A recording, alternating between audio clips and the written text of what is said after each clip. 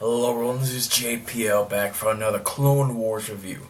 And today I'll be reviewing the Heroes on Both Sides arc.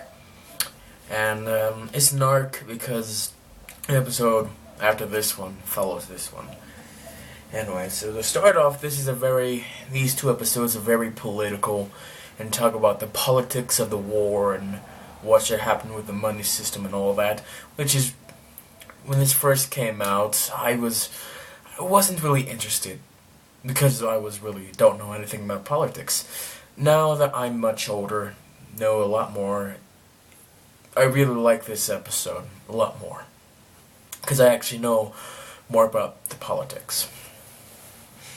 Anyway, so yeah, it's interesting to see that there are two sides of the war, that separatists, they aren't just evil that we've all assumed, like, from the prequel trilogy, because we never had any idea about what the other side was like.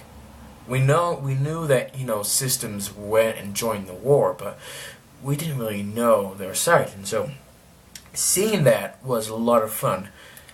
This episode introduced Lux Bonteri, which for me, I started to ship them in this episode.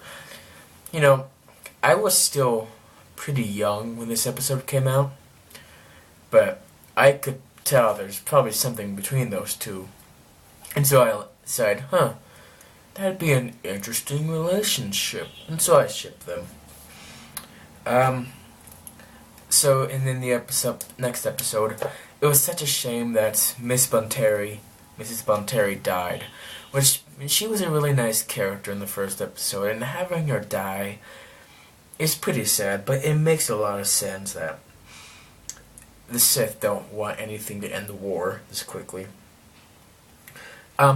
This episode introduced Tekla, a mother with children, which, it's interesting to have her, being a maiden. What's even more sad is, we know that she has children, but in a later episode, she will die.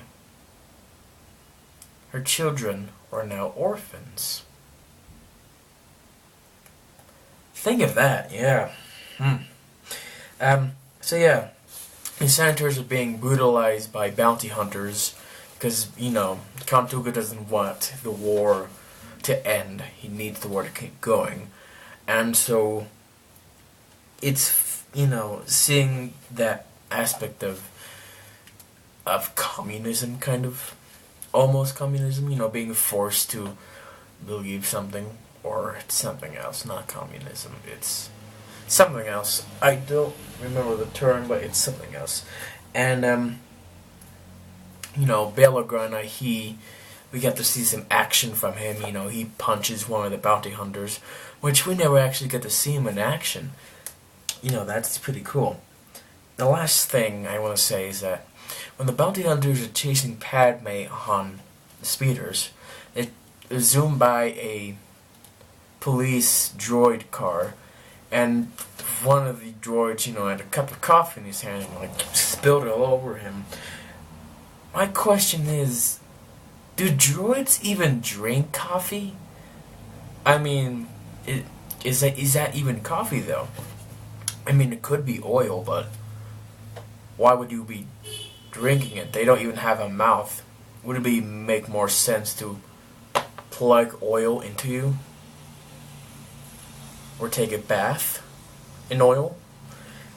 Little nitpick. It's there for comedy, and there's nothing we can really do.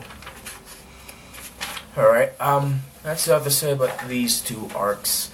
To rate these two arcs, I'm going to rate it an 8 out of 10. Thank you guys for watching, and I'll see you all next time.